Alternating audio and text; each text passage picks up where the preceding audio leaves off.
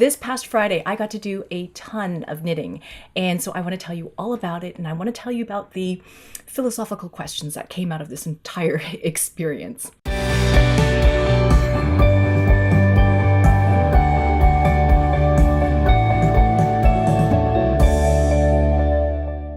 So this past weekend, I was very, very lucky to be invited to be one of the instructors at the Sea to Sky Knitters Retreat. And so this is a knitting retreat that is hosted and organized by the gals who run Knit City. It's a Knit Social event company. So that's Amanda and Fiona from Knit Social. They organize these knitting retreats several times a year.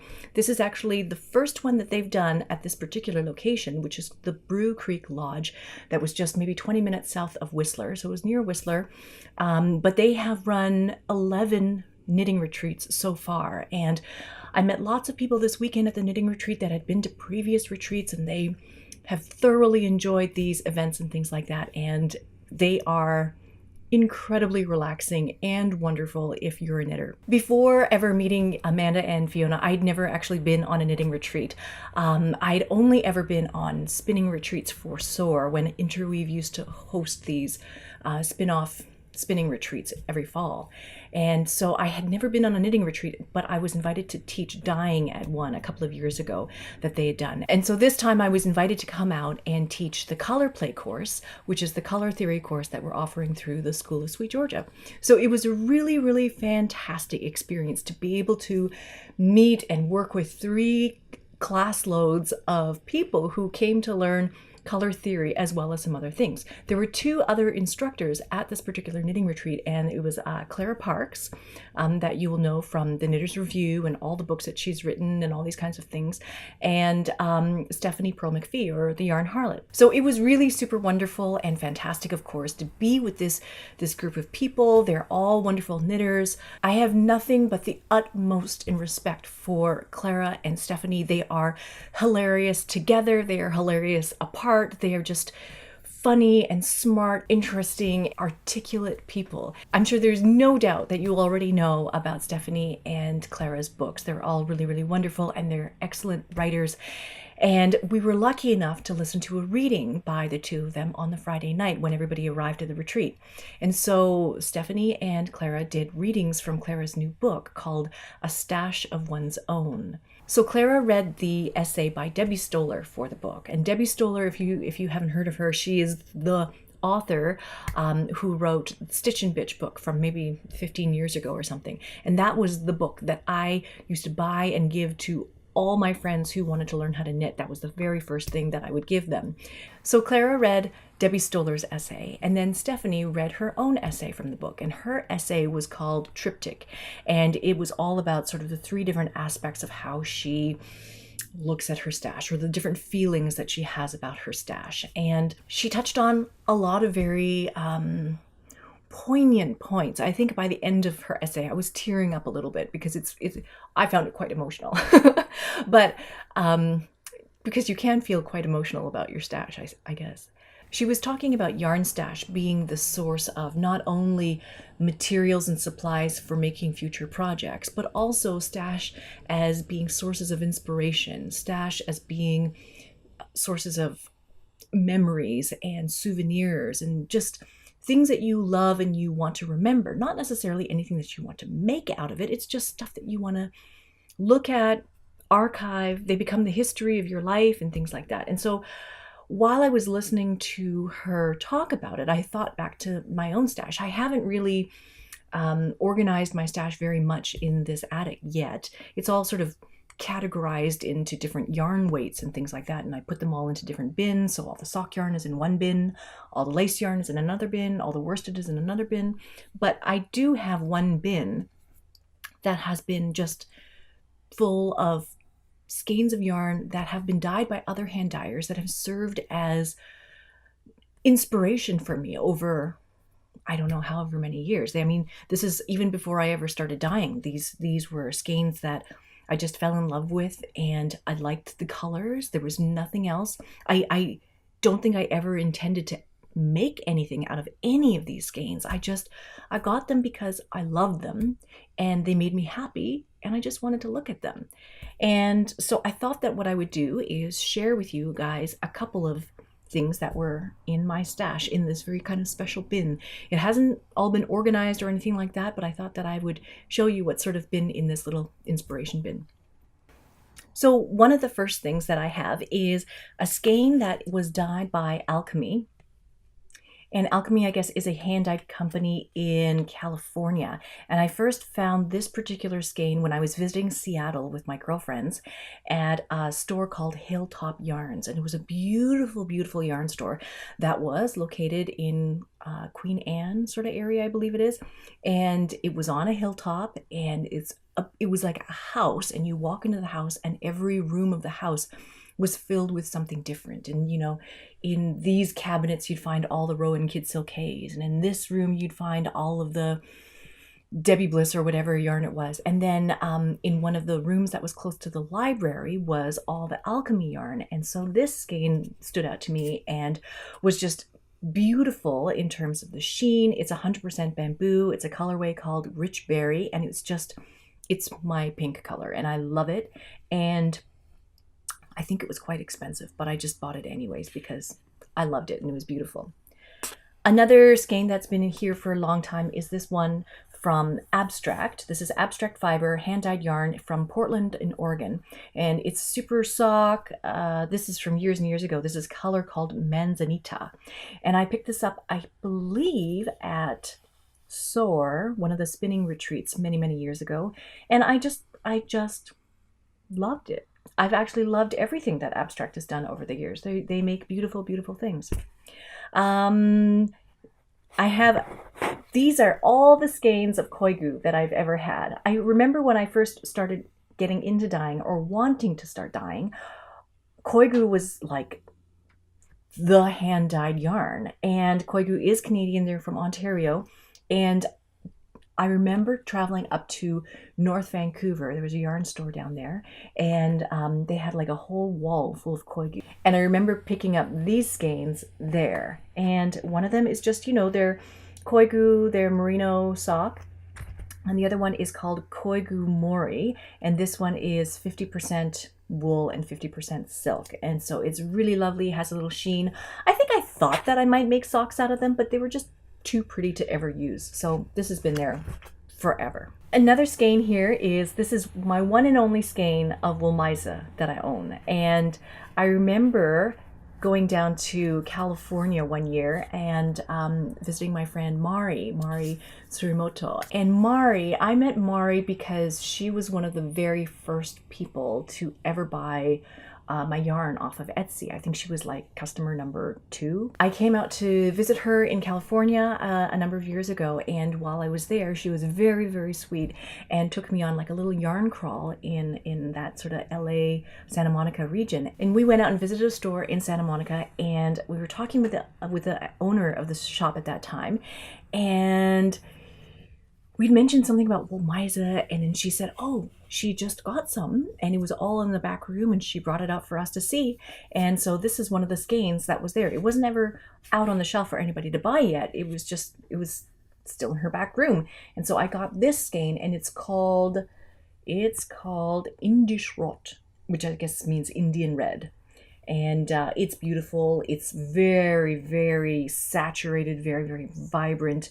It's a very warm red. I don't know that it would look necessarily very good on me, but I just bought it because it was so saturated, and it just reminded me how it was possible to dye yarn like this. And so I have never really felt the need to make anything out of it. I love it. It's just my reminder for how beautiful things could be. Another thing that I picked up at SOAR were these skeins from Blue Moon Fiber Arts, and I love this yarn. This is the Socks That Rock yarn, and it's soft and it's squishy, and this colorway is called Fall on Tap. And this colorway, I took the bell band off, and I don't know what colorway this is, but they are beautiful, and I've always loved everything that they've dyed and made and everything like that. So those have served as wonderful inspiration. This one is a skein by Malabrigo, and it's called Archangel. So Malabrigo is not exactly an indie hand dyer, but they make beautiful hand-dyed yarns, and it just has so much richness and effect with the layering. There's orange in here, there's purple in here, there's green, and there's red, and there's plums, and it's just, it feels like there's every possible color in here, but in no way does it feel muddy or messy or anything like that. And so I love this particular skein. I had another skein that I purchased at the same time, and I actually did make it into a hand woven scarf, and it was beautiful and springy and all that kind of stuff. And so I sort of thought that I might do the same thing with this, but I think it's just too pretty. Just want to keep it the way it is.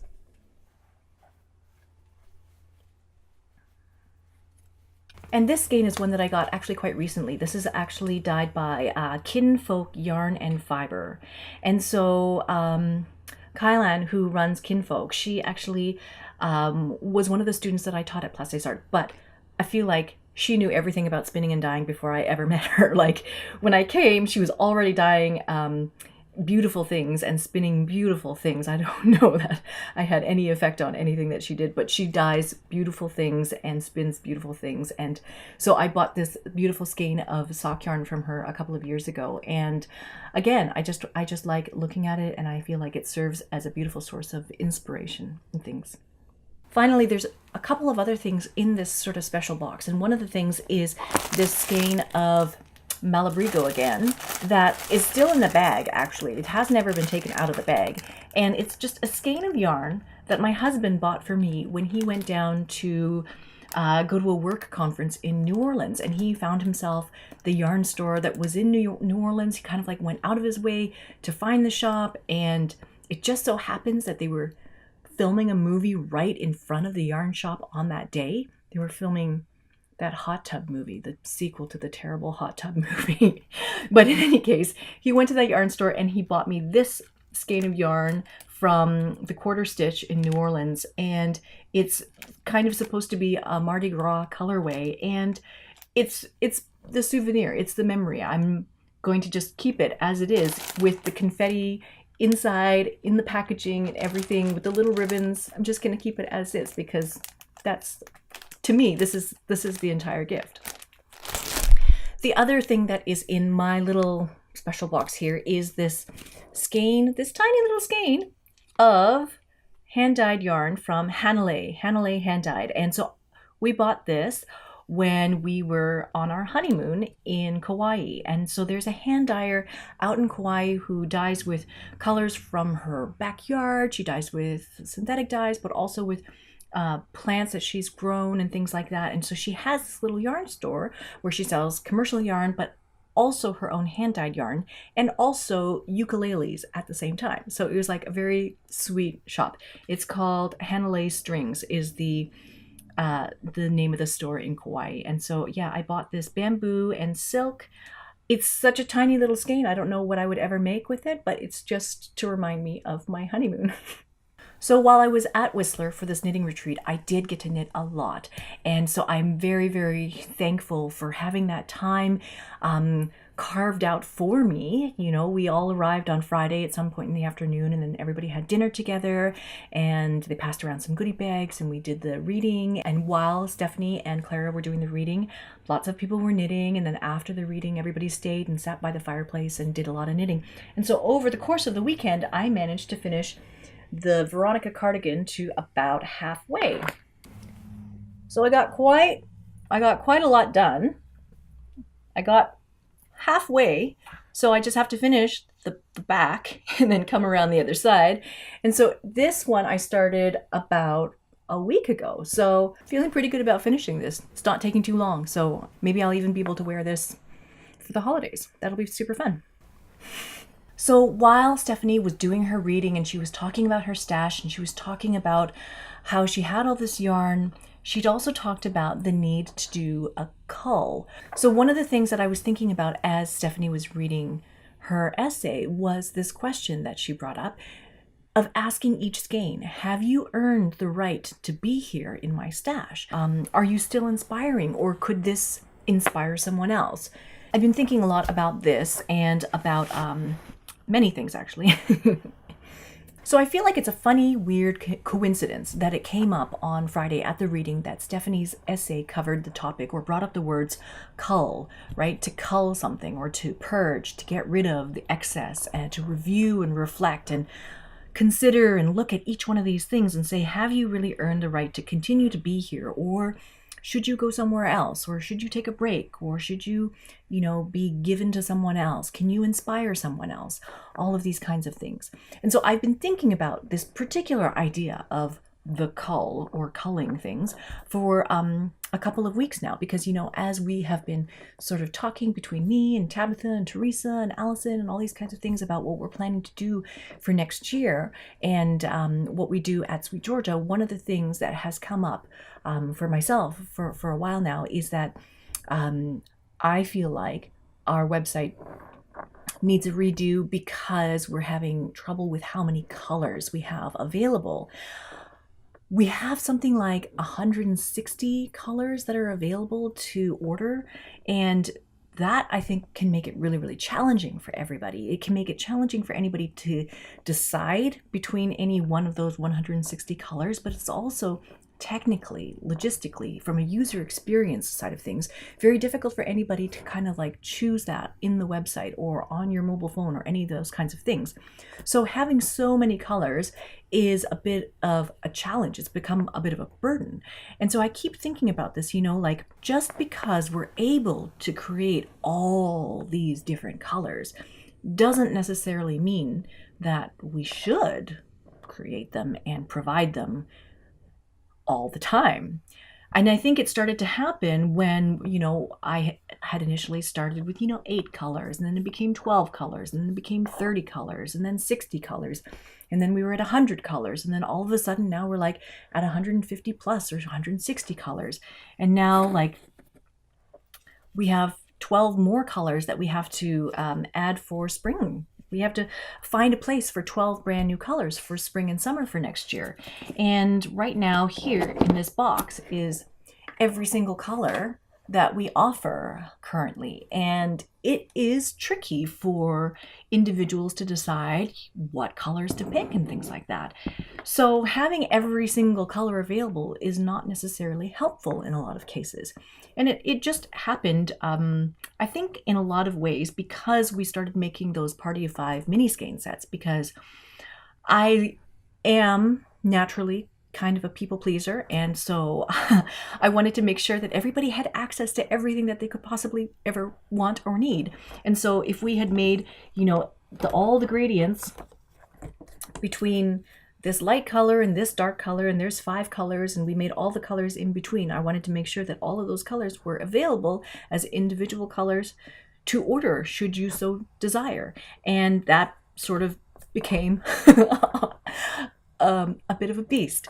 And so now we have to tame the beast, and now we have to do a bit of a review and reflect and recollect and collect and filter down to something that's a little bit more manageable for everybody. And so that's my job for this afternoon. It's been on my to-do list for 2.5 weeks now. I have to do this now. So this afternoon, what I'm going to do is I'm going to go through this box and I'm going to look at all the colors.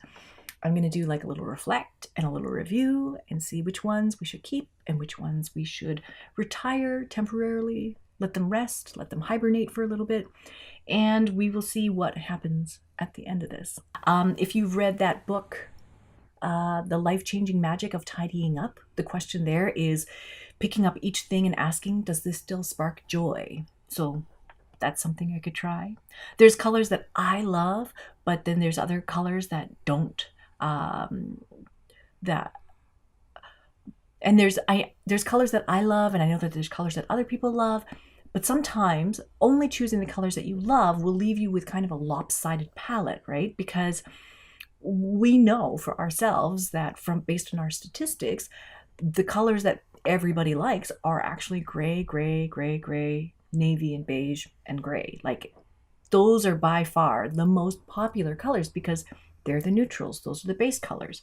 And actual hues tend to be a little bit more challenging for people to choose. And that's part of the reason why we created that color play class, was to sort of bring people to the edge of their comfort zone and get them to look at using and incorporating different hues together with neutrals or together with colors that they would normally use and things like that. So yeah, lots of things to think about right now. I'm going to take a bit of time now and I'm going to work through this box and look at everything, review everything, and see what we should keep, what deserves to be there, what still sparks joy. And I hope that you guys will like the collection of colors that I come up with at the end.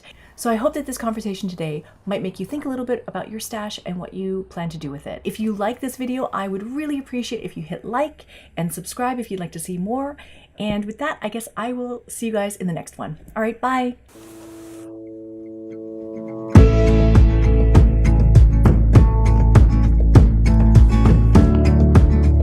So this weekend I am headed out to one of my most favorite places in the whole world, and that is Whistler. So this is actually also opening weekend of Whistler, so a lot of people are going to be going up for skiing and snowboarding, but I am going to be going up this weekend to teach together with two other teachers, Clara Parks and the Yarn Harlot, Stephanie Pearl-McPhee, at the Knit Social Sea to Sky Knitting Retreat. That's what it's called. There's going to be a lot of snow on the road, and so one of the things that I was most stressed about and most anxious about was getting up the mountain with no snow tires on my own car. And so what we ended up doing was rather than trying to rush and get snow tires put on our car, there was just not enough time to get that done. I ended up renting a car because it's so stressful, this idea of getting up the mountain, and I'm responsible for teaching this weekend and I can't sort of not be there. And yeah, there's checks on the road for snow tires. So we got ourselves a Subaru Outback with winter tires. Very exciting. I got to make a couple of stops on the way up to Whistler today. I have to stop by the studio first because there's some advent calendars that I have to pick up for people who are attending the retreat, and have lunch with my husband and then head up to Whistler. Okay, let's get on the road. Hi, thank you. No, it does. Yeah, Your computer, right? Yeah, computer. Oh, is that the advent calendar? It is. You can't look. I can't pick it up till December 1st. Oh. Teresa's rules. She doesn't want me cheating, so I'm, yeah, no, can't look at them. That's Do you even see what they look like?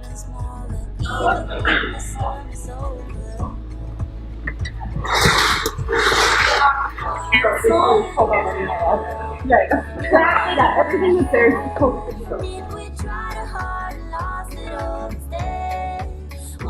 Hey! Hi! That's Dan. It's me! We're gonna go for lunch. Yum yum.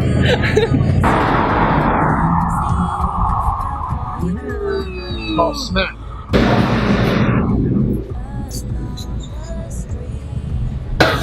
Large coffee. Thank you.